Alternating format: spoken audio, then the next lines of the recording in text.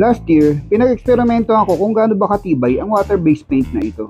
Ginamitan ko ang mga ito ng Timber Prime Wood Primer, Mega Clear Concrete Putty, at Davies Aqua Gloss It. Nakapag-upload na rin ako ng video ng tamang proseso gamit ang mga pintura na ito.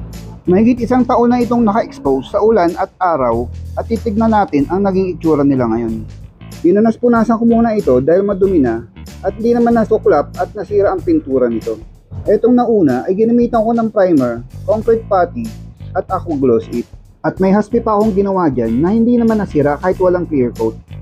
At ito namang isa ay Timber Prime Wood Primer lang ang ginamit ko at aqua gloss it.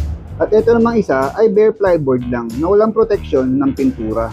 Nakita nyo naman na nagbago ng itsura at nasira na siya. Di tulad nitong dalawa.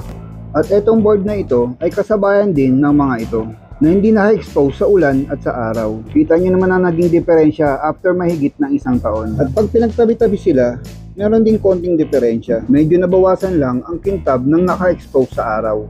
Pero overall, hindi siya natuklap o nagpulbos gaya ng sabi ng iba. At may nag-comment pa, pag nadikitan ito ng scotch tape ay sasama ang pintura. Kaya ito, ititest na rin natin siya. At yan, hinata ko ng scotch tape.